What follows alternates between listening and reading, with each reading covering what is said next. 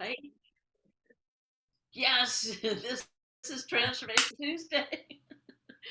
We're paradigm shifters, and we're so grateful to have you here. And paradigm shifters, we are a dedicated global community dedicated to shift and uplift the planet. And we've been going strong, Brigitte, since 2020. Do you remember you were one of the first ones on here? Yes, it's an honor and a delight to be able to be here again and to continue to support the community and share with Yeah. the community. Well, this is so much fun. And we've grown over the years to, wow, about 1,600 members from all these countries. And it's every month we have a different topic. And the topic for June 2023 is a force for good. A force for good. And it is my extreme pleasure. Brigitte, I was looking at all the Facebook stuff we put out, and I remember when you came into Austin and we took you down to Barton Springs. Remember that? Yes. I actually just got a Facebook memory and I put it I share it back on my page that Barton Spring experiment. Yeah. Icy cold water. What's going to be 104 or 105 here? That's where we had. Woo. So let's get started. So our guest speaker for the final week in June for A Force for Good is Dr. Birgitte Tan, and she's going to come and present to us about the International Childhood Cancer Society. And it's my privilege to be a board member, and all of the beautiful mission. So the mission, and Virginia will talk more about it, but it's to empower and heal emotionally and physically impoverished children with cancer globally. And this passion of yours, she'll speak to that and on the beginnings of her why you started this and why it's important for our global community. So Brigitte is from Jakarta, Indonesia. But there's so many other things about you. So come on, and it's all yours. Tell us about it. Thank you. Thank you so much, Judy. And thank you. It's an honor and a delight to be with you, anyone who's listening to this today, for allowing me to be with you today. Thank you so much. And yes, I that is very true. I originally was from Jakarta, Indonesia, which is a developing, or back in the day when I was there, it's a bit of an underdeveloped country. Uh, and since then, I've been in the U.S. for quite some time, living in Jakarta's tropical country, but because I'm adventurous, I suppose, or love to experiment, I went from Jakarta to Washington and then to Wisconsin with all the snow. And now I am actually in Las Vegas. So we go from one extremes to the next. And the to answer your questions, what brings me to found the International Childhood Cancer Charity and why it's important for humanity? I would go with the second question first. As you mentioned, Judy, the mission is to empower, in addition to emotionally and physically heal impoverished children with cancer. I just want to have your take actually as well. When you hear the word to empower, in addition to emotionally and physically heal impoverished children with cancer, what comes to your mind? Empower. What a great question. Yes. What comes to my mind when I hear the word empower? The difference between helping and empowering. And it was a question that was put to me a couple months ago by one of my mentors, because I was saying I help people create and live the life they live, and they go, well, no, you're empowering, because you're not doing it. You're empowering them to take control, to take the power that's within them, you know. And Exactly. And that is so very true, because a lot of times helping is kind of a little bit in many people mind. And there is the time and place, as you and I and we all know. There's a time and place when somebody need to be helped. Being a grief transformation coach, there is a part of the work where if they sort of like fell in the ditch and can't even cut to the point they can't even open their eyes, so to say, because everything seems to be so happy and so dark, you need to help taking them out of the ditch.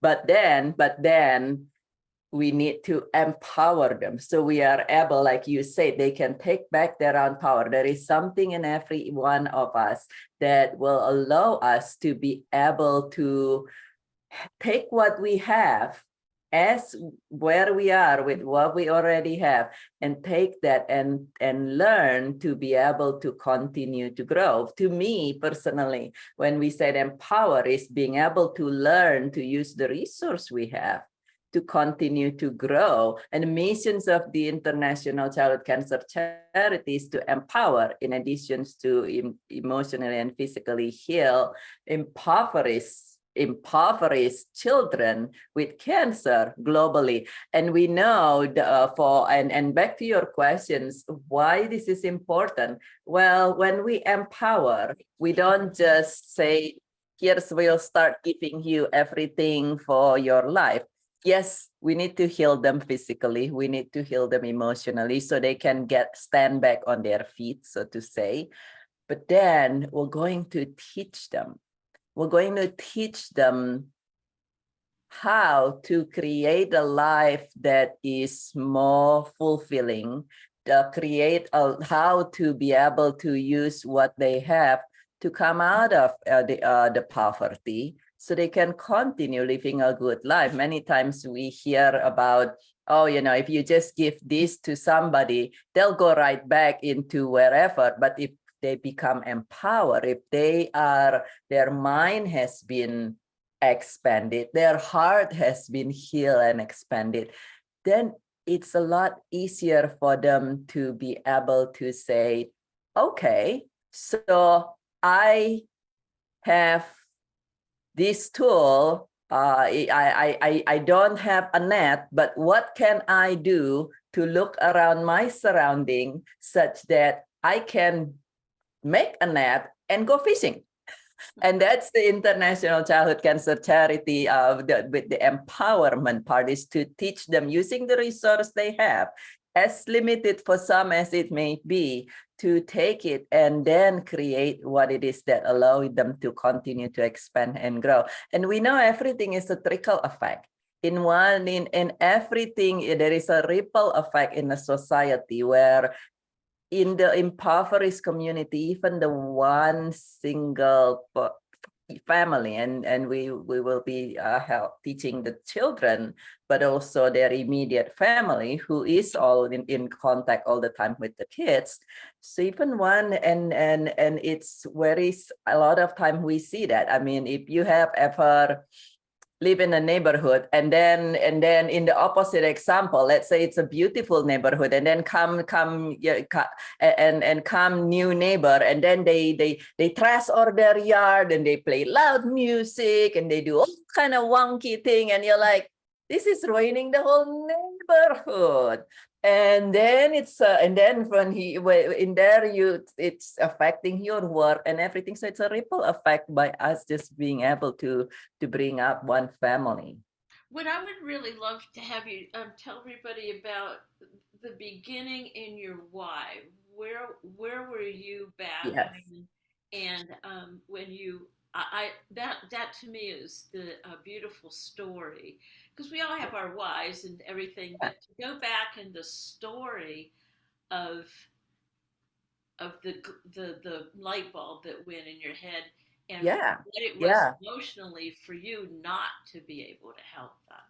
Yeah. Yeah, exactly. And it's the why started with me offering a volunteer grief support online, and as a grief specialist, a grief coach.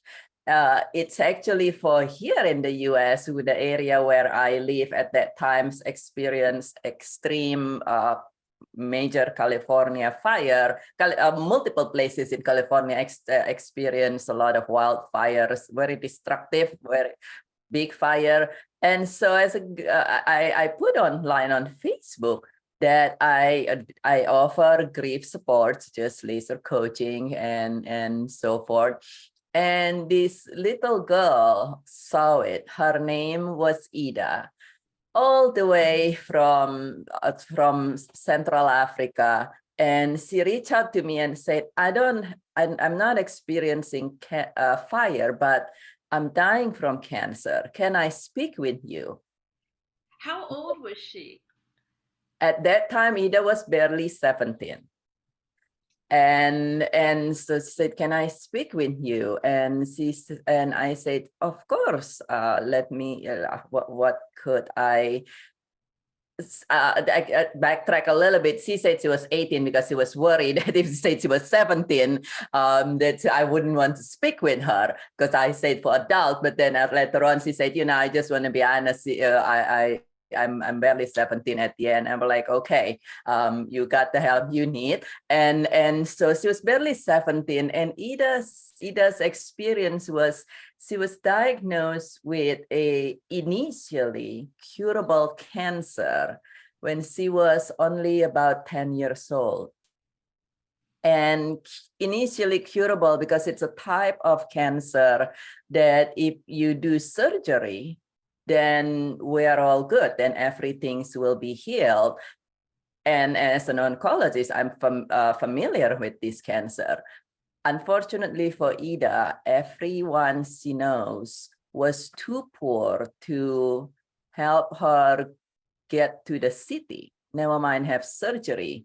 And even by the time we spoke, we said, can you get to the city? She says, no, I don't even have an internet. Ida has to walk more than half an hour one way just to be able to get to the library, the only place that has internet and computer, and to use the internet for half an hour and then walk back home with all her cancer and everything. And this was when we spoke, and she said, this is still a very remote place in Central Africa. We don't have electricity on regular basis. This is just so out of reach. And yes, we know that out there treatments available, but we can't even get to the city, and she couldn't go alone, and there's no way she could have somebody come with her and so forth, which is so heartbreaking. And we spoke with that, and by the time she spoke with me, Ida has suffered for 7 years with this initially curable cancer, and by then she knows that she was dying. And Ida's wish was that no children die from cancer because of poverty. And she also, being where she was, she also very aware, and she tried to educate herself. She's also very aware that yes, many children, she also seen that many children, even if they are able to get treatment, they're not able to do the follow-up, this is something that the World Health Organization and UNICEF done study, where even if they got initial treatment, they're not able to maintain their health afterward. And so that is where the International Childhood Cancer Charity was founded. Ida unfortunately passed away not long after that. She passed away about a week before her 18th birthday.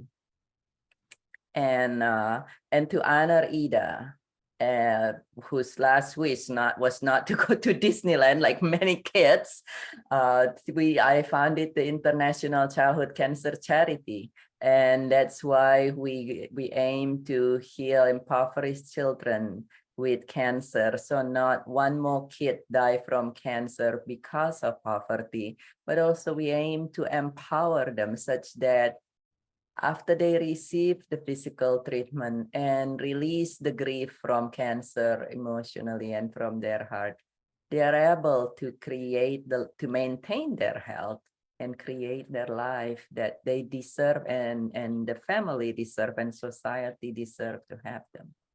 Wow. Yeah, Ida's dream was to become a pediatric nurse. She loved children's, probably one of the reasons she did that. She loved children. She always want to help out kids in her community, in her village. And it's a loss. It's a loss not just for her family, but it's a loss for the children she would have helped. It's a loss for the community, and it's a loss for the society. So tell me about that. That's very important for me to hear, knowing that was then and this is now. But what is the ultimate vision that you see? You know, we've grown and we're growing, but what is the vision that you see for those children and their families? You know, the visions, the ultimate visions is when we help these children, when we help these children, we are the International Childhood Cancer Charity, understand that we cannot do everything on our own. And so to those that might say, how are you going to do everything on your own? We will provide resource. We know people, for instance, one of our board members, Judy is being one of them, but one of our board member has a lot of connections in Africa. Another one has a lot of peoples in Latin America. And so we will use the resource we have such that, yes, we will be able to place these children for physical treatment.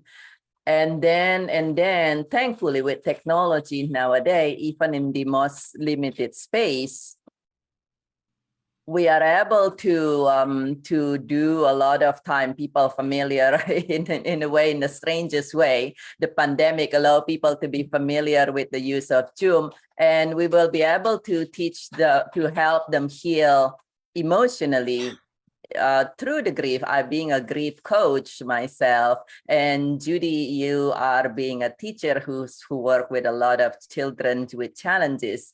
We are able to help them and their family to heal, and then using the tools that we have as well to empower their mind, as well as to work with the local community to be such that they will be able to learn the skills to build their life. And the visions is for this family, one child, one family at a time, to be able to heal the child physically, the child and the family emotionally, as well as to learn the tool and the skill that will allow them to build more and to come out of poverty and to conduct a healthy life in a better economy. How does it look exactly?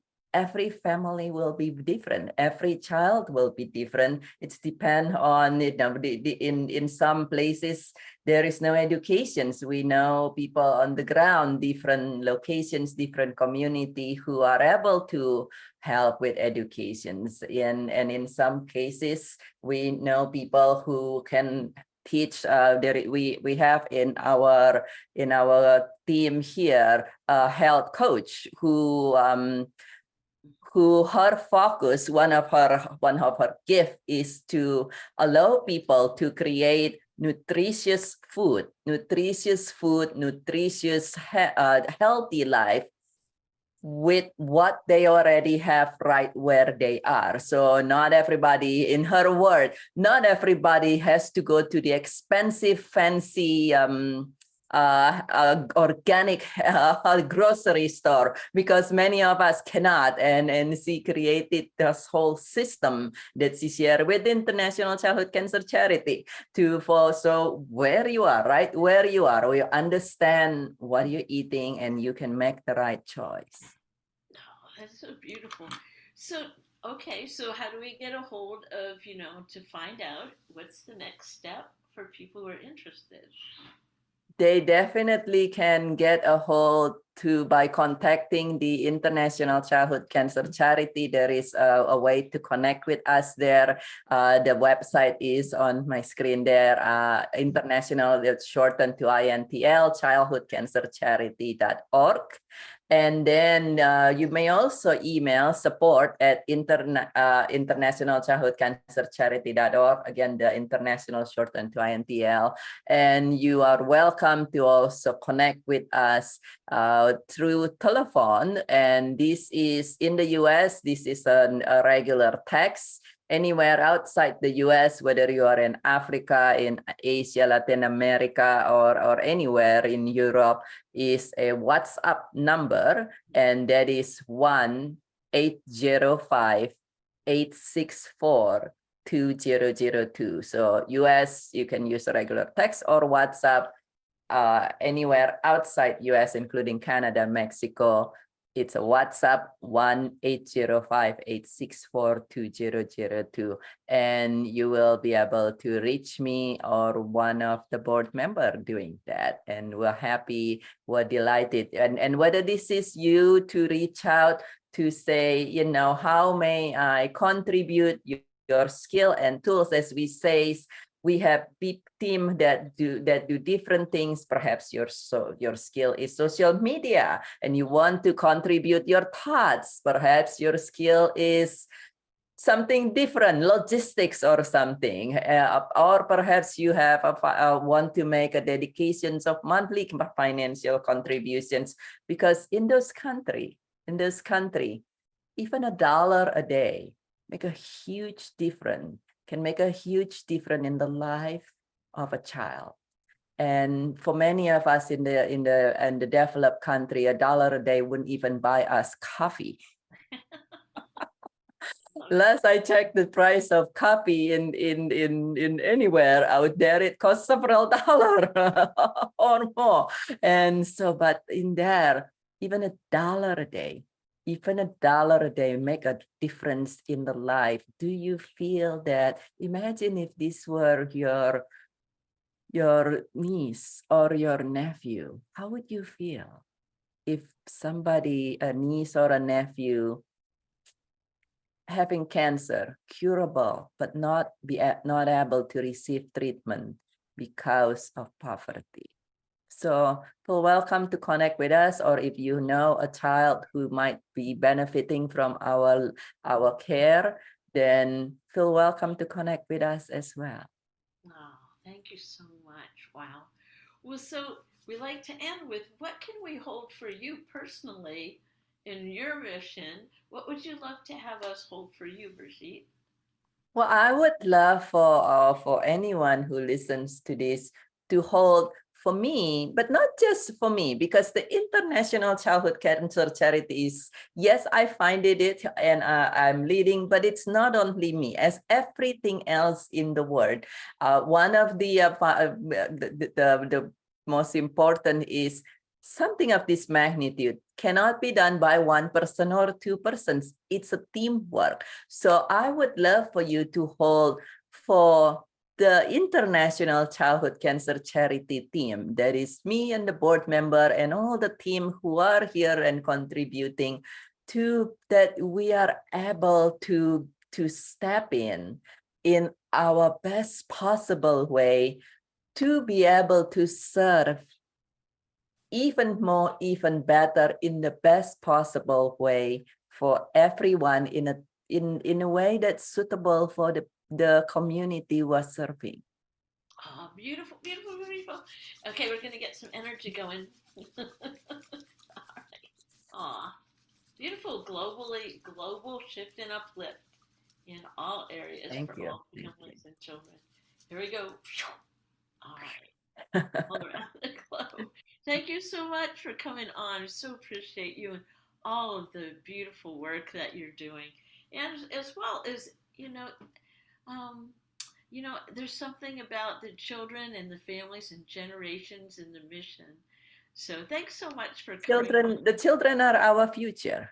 The children are our future, and at the end of the day, everything in this world, sometimes we look in our bubble, sometimes it's easy to look in our, just looking like this size here, but we know that everything is connected, that our children are our future. And what happened, even if we're in different country, what happened in a different country, in different continents, at the end, we all seen the impact of how one event in a completely different country. Here in the US, we've seen the effect of one event, the war, how it changed everything. In particular, here in the US, the gas price, it suddenly doubled up. And so we know that everything is connected in this world. And so let's allow all of us to open our heart and connect with each other so we can continue to be there for each other. Oh, yes. Amen.